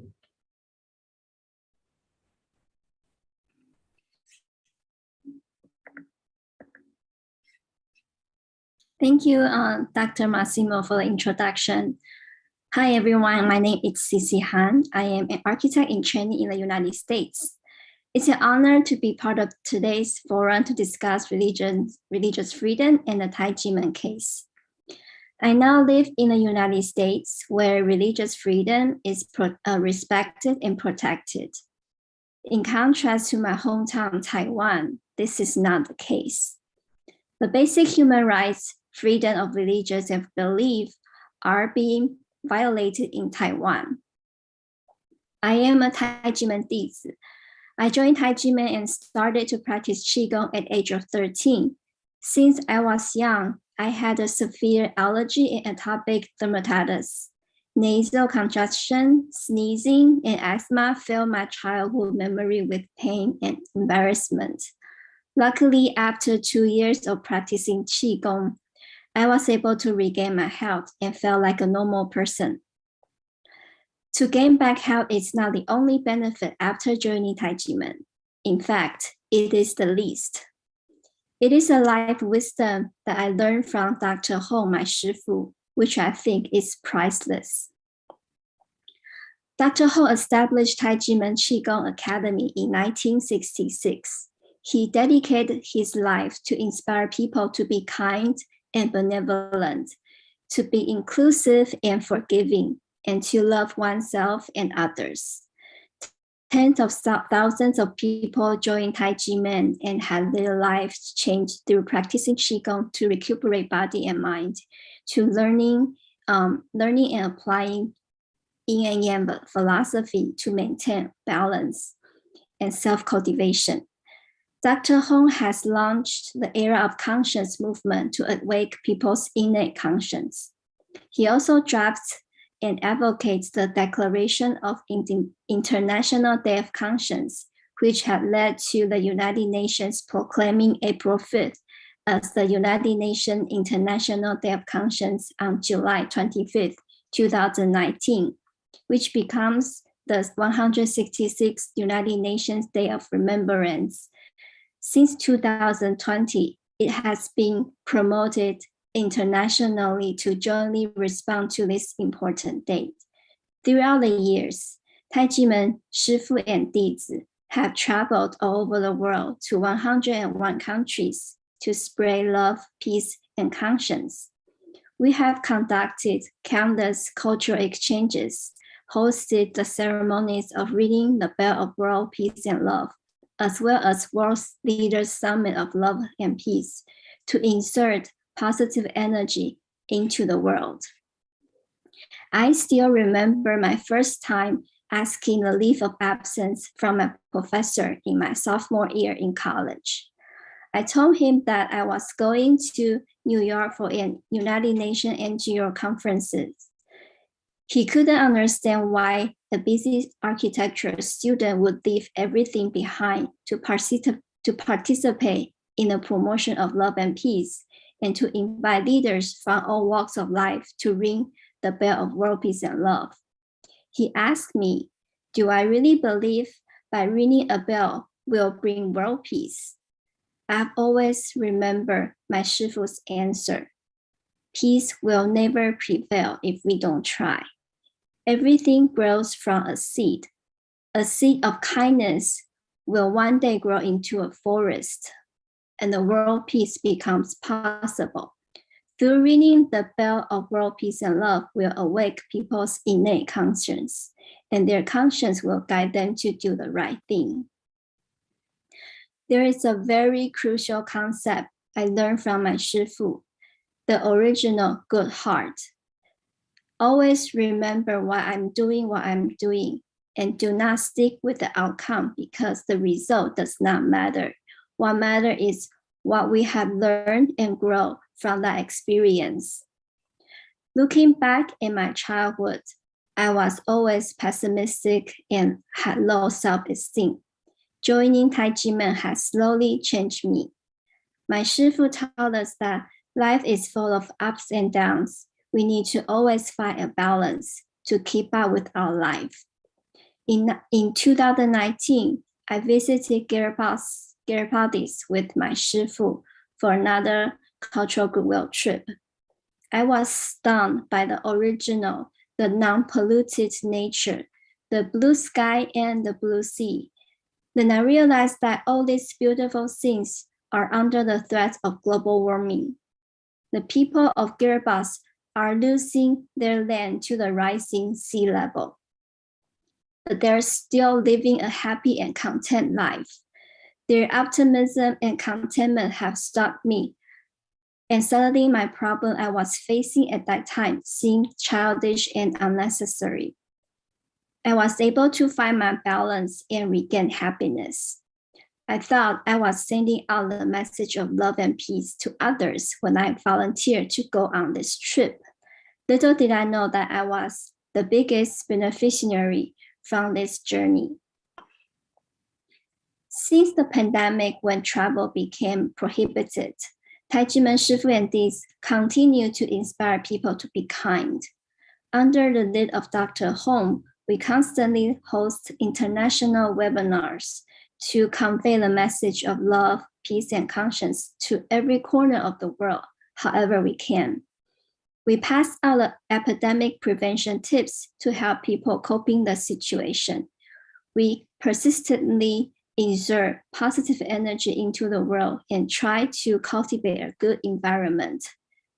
But a good organization like us is persecuted by the Taiwanese government for 25 years.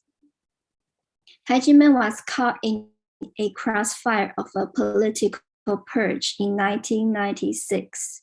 Prosecutor Ho Kuan-ren illegally accused Tai Ji Men Shifu of fraud, raising goblins, and evading taxes.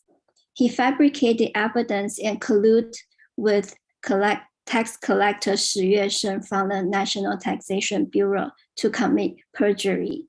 He withheld the evidence that benefited Tai Ji Men, resulted in an invalid judgment that became an excuse for the Taiwanese government continues to persecute us by imposing heavy tax.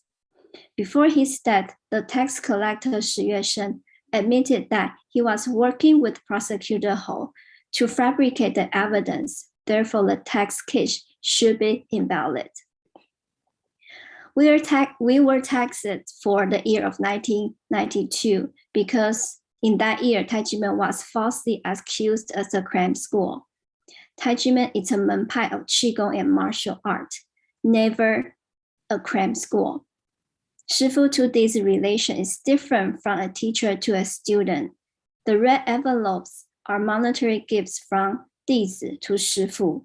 They do not justify as a quid pro quo like a tuition. How can we be taxed as a cram school? It is impossible that we have always been a menpai since 1966 until today, and all of a sudden we were a cram school in 1992. The tax bill should have been revoked in 2007 when the Supreme Court ruled that Tai Ji Men was not guilty, no tax exempt, and did not violate the tax collection law, but it remained. And the National Taxation Bureau even joined hands with the Administrative Enforcement Agency to illegally auction off Tai Ji Men's sacred land for spiritual cultivation and forcibly nationalize it in August 2020. In order to rectify our case, we have taken on the street multiple times to protest and advocate for ourselves in a peaceful way. We have appealed to the Taipei Economic and Cultural Representative Office in many places in the United States. We have written thousands of petition letters to President Tsai, but we haven't received any help by law. We were invited to perform at the National Day for 10 years, and 4 presidents all highly affirm our dedication to promote Chinese culture, acknowledging our contribution to our country and to the world. During the 2007 Universities in Taipei, we were invited to perform in the opening ceremony. We presented a modernized martial art formation to impress the world. We have actively conducted cultural exchanges to promote Chinese culture, love, peace, and conscience education. Except the year of 1992, we were never taxed as a cram school. Is this logical? We are innocent since beginning. Our freedom of religion was severely harmed as we could have spent more time and energy cultivating our heart and helping more people, instead of wasting our time and financial resources fighting this lawsuit that should not have existed in the first place. 25 years is a very long time. We had many chances to settle our case, but we refused. We refused to pay a penny for anything we do not owe. The Supreme Court said that we didn't evade tax and we did not break any tax law.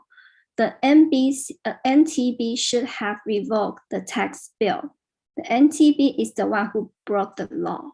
In Taiwan, we have exhausted all the legal means and still cannot justify our case. We're seeking international support to help us rectify our case. I consider myself extremely fortunate to live and work in the United States, where human rights are highly cherished. But there are other corners in the world where justice has not yet prevailed. Tomorrow is Martin Luther King's Day. I would like to conclude with his word. The arc of moral universe is long, but it bends toward justice. Last year, on December 7th, we have had our first press conference in Washington, D.C. More and more international and human rights activists have joined our front in pursuit of justice. We will never stand down, and we will continue to fight for as long as we can. Thank you.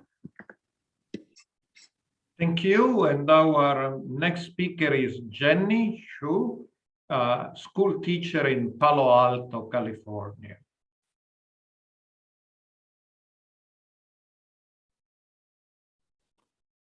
Thank you for the introduction, Dr. Massimo. And greetings, everyone. I'm Jenny, and I'm very honored to be a part of this forum to address religious freedom and the Tai Ji Men case. I'm going to start my presentation with a little history of my mating family. My family emerged from poverty and had gone through hardships in all aspects of life when I was young. My mother spent her childhood hiding from place to place to avoid Japan's bombing in Taiwan. Other than the impact of war, being the second child of 7 children of the household, she was forced to stop education at the end of, at the end of elementary school. My father enlisted in the Nationalist Army and fled to Taiwan at the age of 15 during civil wars in China, leaving all his family behind. The combination of the two by marriage was destined to a very hard start of the new chapter of life with poverty. But even with very limited affordability for necessities, and soon 3 children came along with the first few years of marriage, they were still able to lead an honest and somewhat self-content life, all because they had a religion. I remember seeing their expressions of relief whenever they worshiped in the temple. The expressions were relief of stress, burden, and all hardships. They found comfort and consolation in the religious rituals and gained courage and hope to move on with their lives together. It is natural to think that everyone deserves the right to freedom of a religion or belief of his own choice, and freedom to adopt whichever practice he prefers to manifest his religion or belief in worship, observance, practice, and teaching, as are clearly stated in Article 18 of the International Covenant on Civil and Political Rights.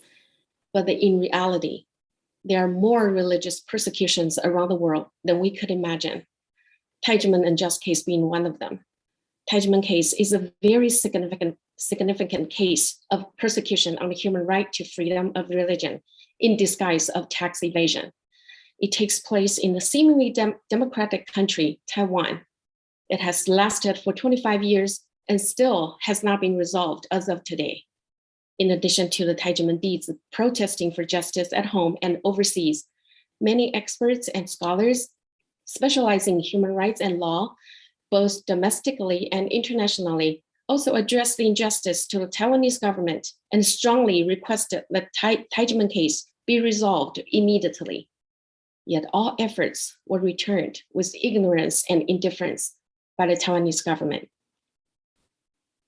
I myself have had challenging times at different stages of life and have been longing for spiritual guidance until I found Tai Ji Men in 2008 when Shifu Dr. Hong accepted me as his dizi.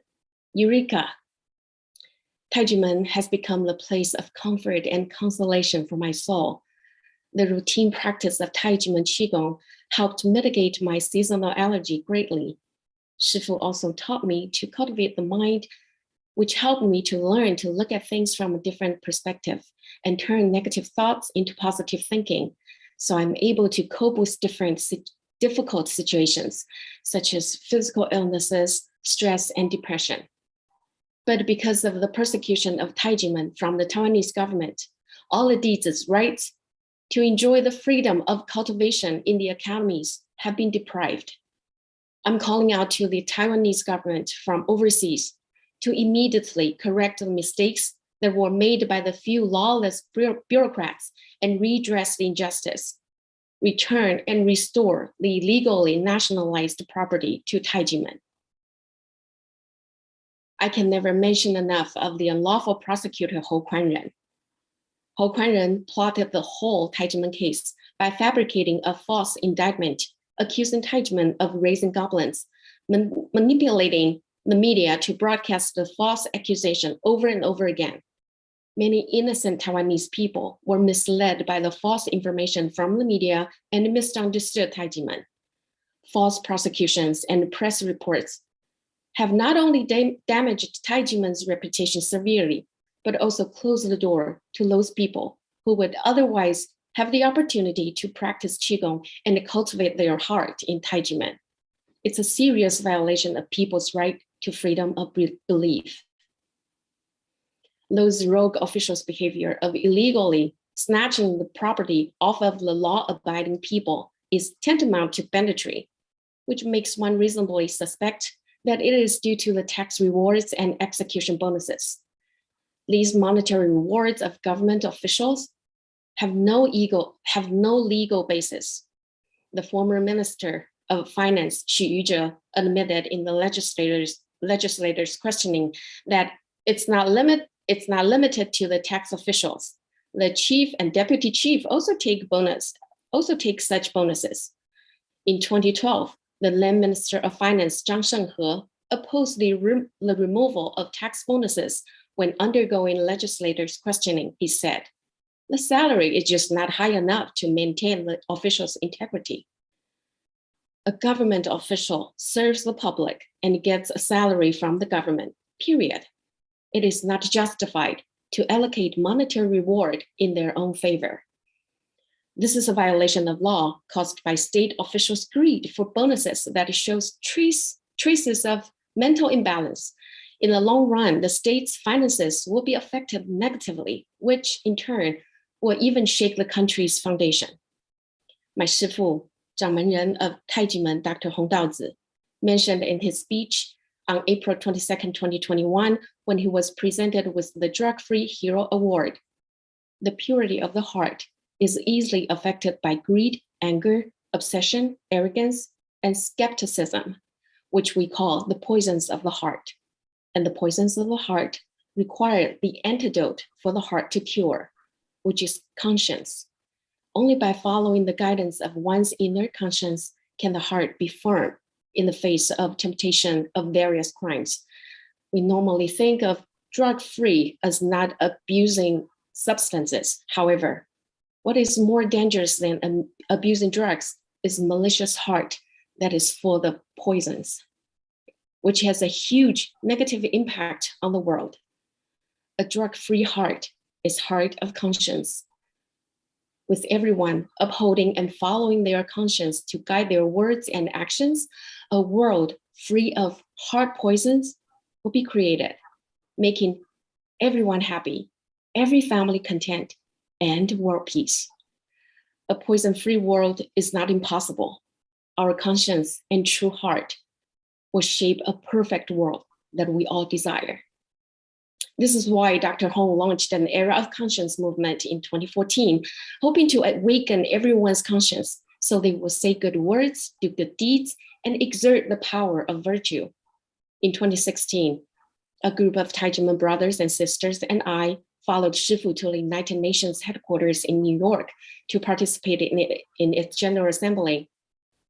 We exchanged ideas with people from all walks of life from around the world and promoted the conscience movement.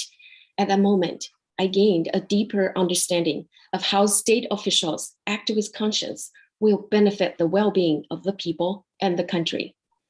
The unjust tax case of Tai Ji Men has lasted for 25 years and is still pending a resolution.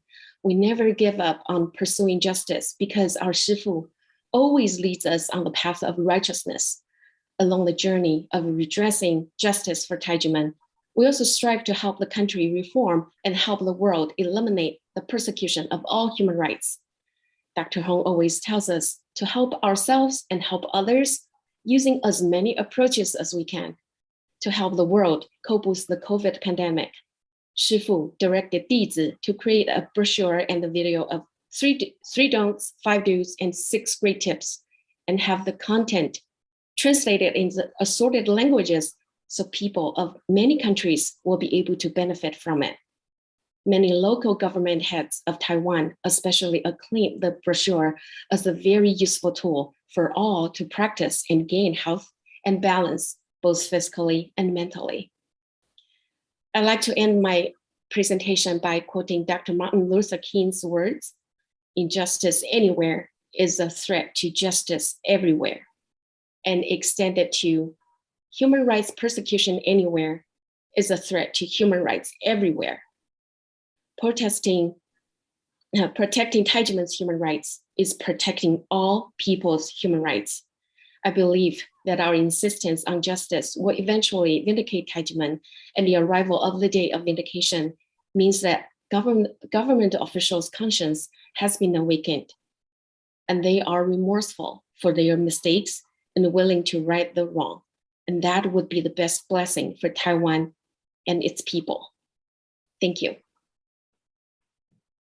Thank you, Jenny, and thank you to the dizi who have offered their testimonies and have also reminded us that in the system of days of observance in the United States, National Religious Freedom Day, which is today, January 16, precedes Martin Luther King Jr. Day, which is tomorrow, January the 17th.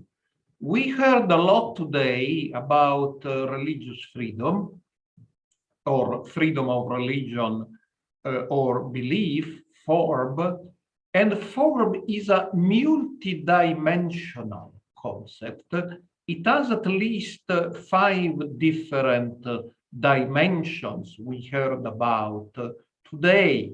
First, the right to organize spiritual activities as each religious or spiritual organization deems fit.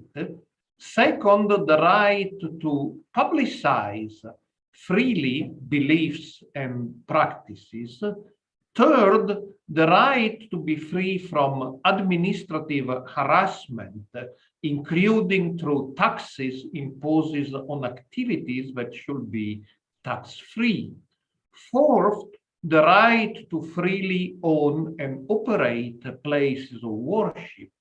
And fifth, the right to travel internationally without obstacles for spiritual purposes.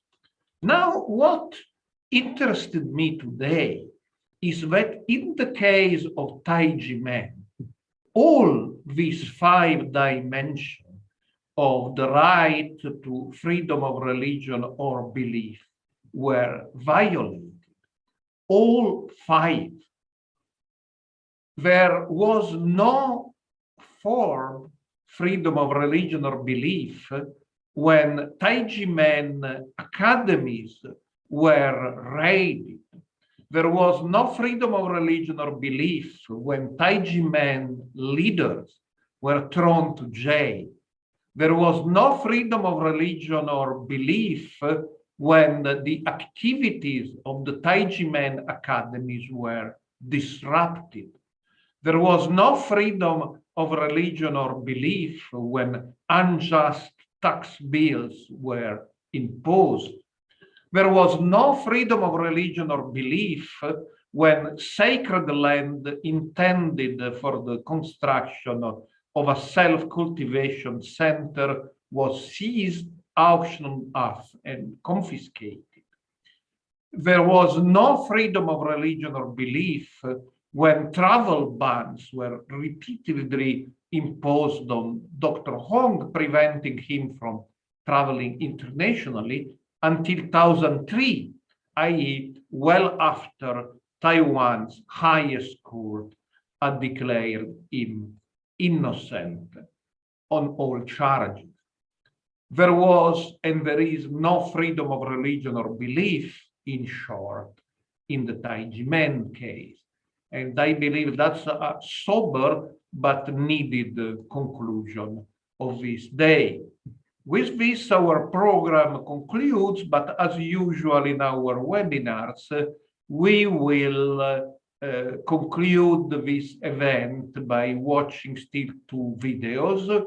One features preventive measures for COVID-19 recommended by Tai Ji Men, and even if we are vaccinated, it's always nice to remember that we still need these preventive measures. And the second is the song Love of the World. This song was created by Dr. Hong, was officially published on New Year's Eve 1999, and became internationally popular thanks to an agreement with the BBC. So these 2 videos will conclude our event, and I want to thank all those who have participated, Action Alliance to Redress 1219, and the Human Rights Without Frontiers, and also the hidden powers here, who are the people who manage the technology and the broadcasting of our webinars. So thank you all. Stay tuned for our next webinars. And now let's watch the final videos.